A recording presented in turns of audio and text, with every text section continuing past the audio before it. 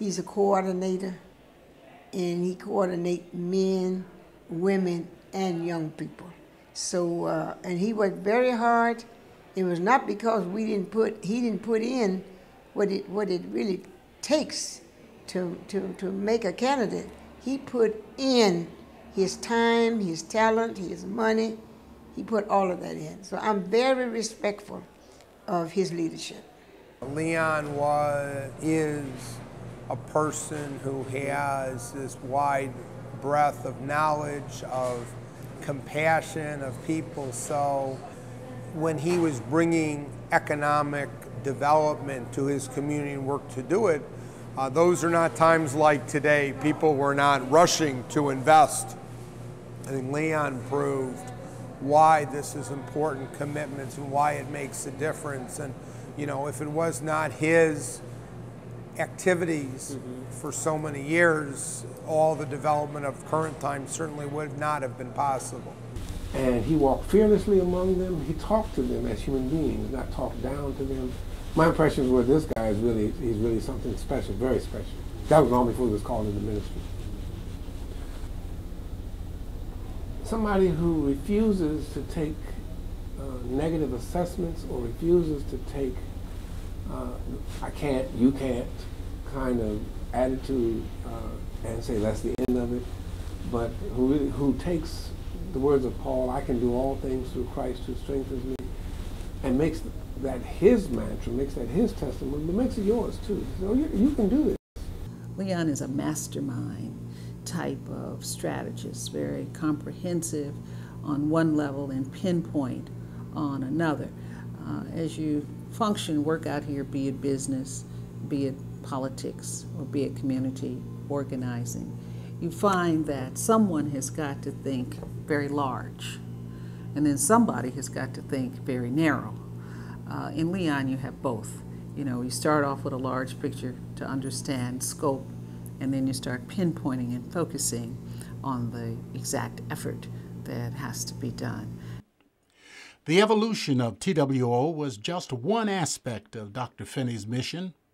From his role in organizing the city's African American Leadership Partnership and the Concerned Citizens for Police Reform to his efforts in the grassroots movement to elect Mayor Harold Washington and launch the Reverend Jesse Jackson's presidential campaign.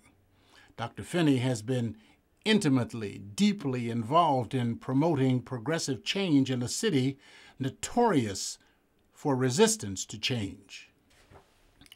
And although he forged his reputation as a major player in Chicago's leading reform movements, his talents were also sought for official duties.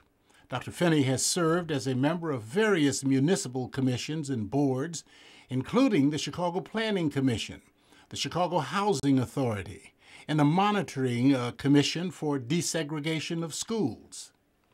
In fact, it would be no exaggeration to link Dr. Finney to every movement for progressive change in Chicago for just about the last half-century. For all those years, he has been a key player and an important strategist. Since he avoids the limelight and prefers to serve behind the scenes, many are unaware of Dr. Finney's wide-ranging influence. But whenever city officials needed a black leader with a record of competence and commitment, the call went out for the Reverend Dr. Leon Finney. And today, after nearly 50 years on the front lines, he is still answering those calls. Along the way, he also got a call from God. After serving for many years under the inspirational leadership of Bishop Horace Smith at the Apostolic Faith Church, Leon Finney was called to start his own ministry, becoming the Reverend Dr. Leon Finney.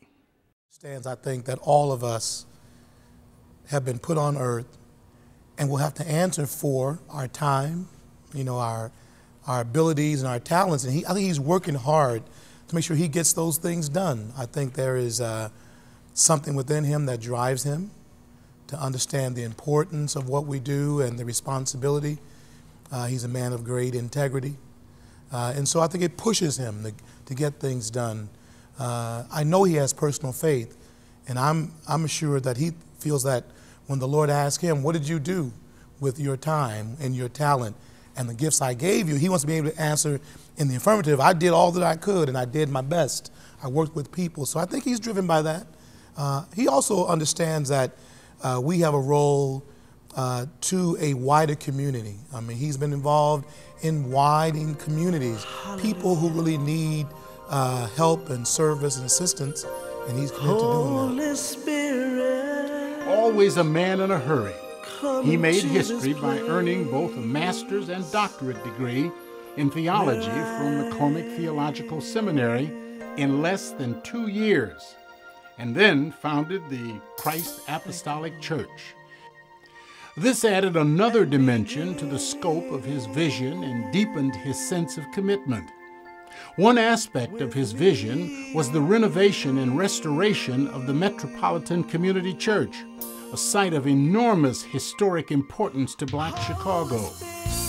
The Reverend Dr. Finney since has merged that once neglected gem with his congregation and created the Metropolitan Apostolic Church.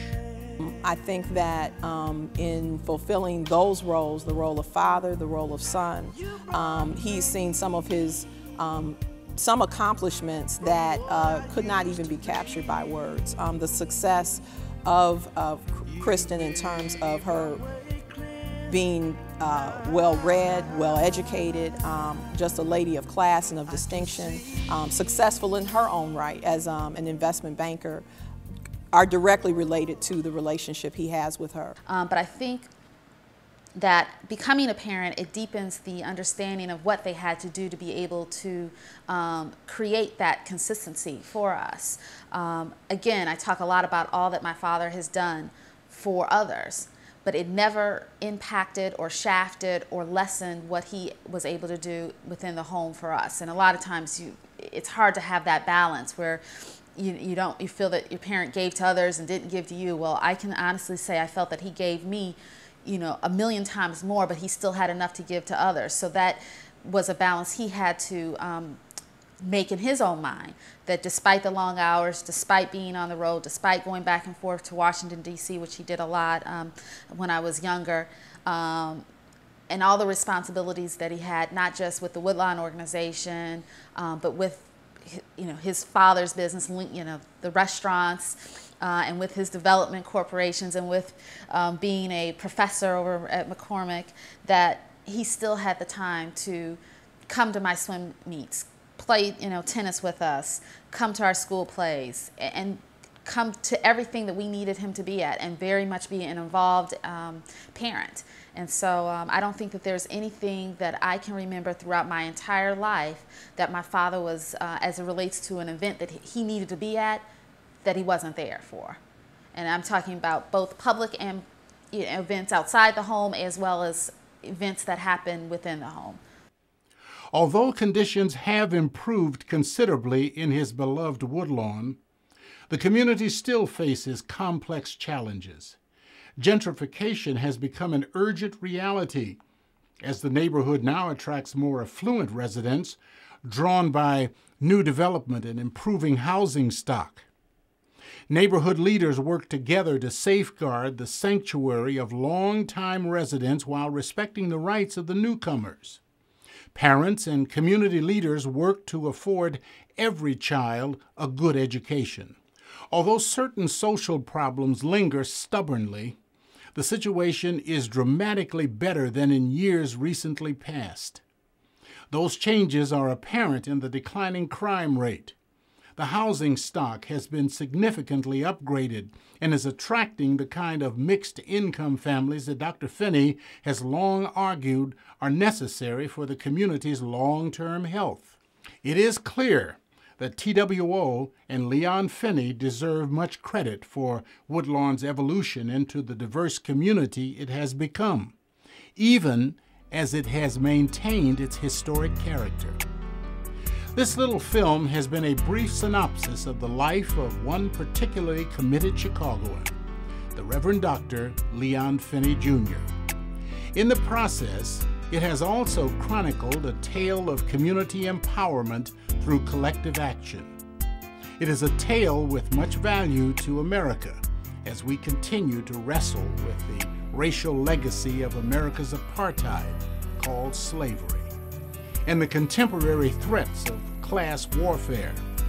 Aside from that, it has been a saga of one man who came with his family from Mississippi to Chicago, dedicated himself to revitalizing America's most troubled communities. This, my friends, has been a heartwarming story of success.